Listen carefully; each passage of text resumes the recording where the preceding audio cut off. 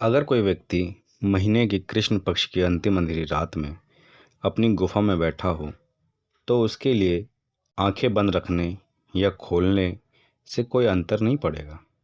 अंधेरा वैसा ही रहेगा, चाहे आंखें बंद हो या खुली। लेकिन अंतर तब होगा जब सुबह हो जाए, सूरज निकल आए, उसकी किरणें गुफा के द्वार पर पड़ने लगे और पक्षी चहचहाने लगे। और तब भी वह व्यक्ति आंखें बंद करके बैठा रहे। रात के अंधेरे में आंखें बंद या खुली रखने से कोई फर्क नहीं था, और उस अंधेरे के लिए वह व्यक्ति जिम्मेदार भी नहीं था। स्थिति ही ऐसी थी कि अंधकार था, लेकिन जब सूरज निकल आया और फिर भी वह व्यक्ति आंखें बंद करके अंधेरा देखता रहे, तो यह उसकी अपनी जिम्मेदारी होगी। यदि वह चाहे तो आंखें खोलकर अंधकार से मुक्त हो सकता है। पशु का जीवन उसी अंधेरी रात के समान है। उस अवस्था में आत्मज्ञान की कोई संभावना नहीं होती। पशुओं को अपने अस्तित्व का ज्ञान नहीं होता, उनके पास कोई विकल्प नहीं होता, ना ही स्वयं को जानने की स्वतंत्रता या संभावना होती है। इसीलिए यह नहीं कहा जा सकता कि वह अपने अज्ञान के लिए जिम्मेदार है। वह अंधकार में है और उस अंधकार के लिए उत्तरदायी नहीं है। लेकिन मनुष्य उस पशु अवस्था से गुजरकर चेतना के संसार में प्रवेश कर चुका है, जहाँ सूर्य का प्रकाश है। यदि अब भी कोई मनुष्य अंधकार में रहता है तो उसके लिए वही स्वयं जिम्मेदार है। यदि हम आत्मज्ञान से वंचित हैं तो यह हमारी आंखें बंद रखने के कारण है। यह हमारी स्वाभाविक अवस्था नहीं है, बल्कि हमारा चुनाव है। चारों ओर प्रकाश है। विकास की यात्रा में मनुष्य उस स्थान पर खड़ा है जहाँ वह स्वयं को जान सकता है। फिर भी यदि वह स्वयं को नहीं जानता तो उसके लिए वह स्वयं ही जिम्मेदार है। इसका अर्थ यह नहीं कि मनुष्य अज्ञान का निर्माता है। अज्ञान तो है ही, लेकिन यदि मनुष्य उसे मिटाने का प्रयास नहीं करता तो ये जिम्मेदारी उसी की है। वह अज्ञान का सृजन करता नहीं, बल्कि उसका नाश करने वाला बन सकता है। यदि वह ऐसा बनने का प्रयास नहीं करता तो जिम्मेदारी उसी पर आती है। यदि मनुष्य अज्ञान में रहना पसंद करता है तो यह उसका निर्णय है। उसने अपनी आंखें बंद रखी हैं। अब प्रकाश की कोई कमी नहीं है। मुझे अभी जैन पॉल सार्ट का एक प्रसिद्ध कथन याद आता है। मनुष्य स्वतंत्र होने के लिए अभिशप्त है। मनुष्य स्वतंत्र है और इस स्वतंत्रता से बच नहीं सकता। उसके पास हर प्रकार की स्वतंत्रता है, सिवाय एक के कि वह यह नहीं चुन सकता कि वह कोई चुनाव ना करे।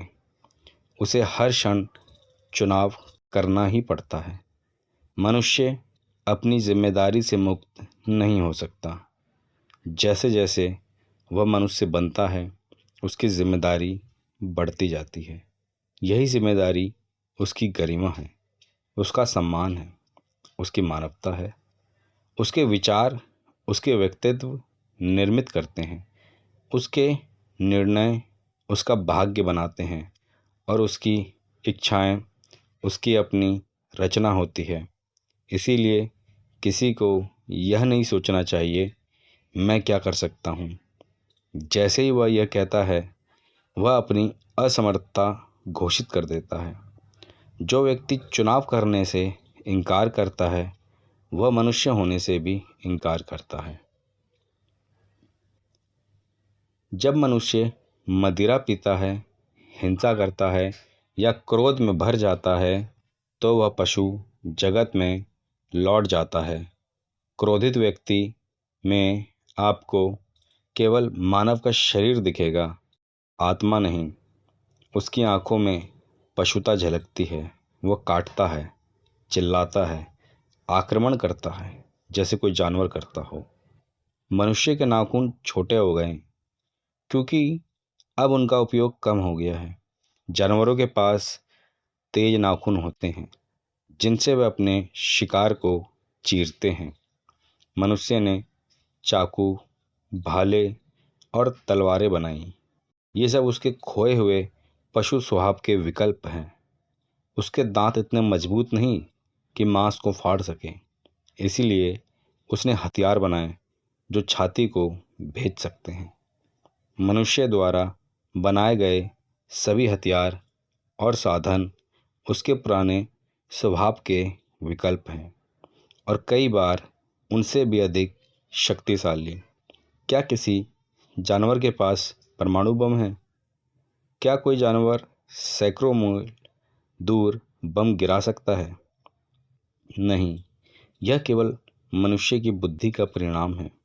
जिस दिन कोई व्यक्ति स्पष्ट रूप से देख लेता है कि वह जैसा है उसके लिए वह स्वयं जिम्मेदार है, उसी दिन उसका परिवर्तन और विकास शुरू हो जाता है। जो व्यक्ति यह सोचता है कि मैं जैसा हूँ वैसा ही हूँ, मैं कुछ नहीं कर सकता, उसके जीवन में धर्म का द्वार कभी नहीं खुलता।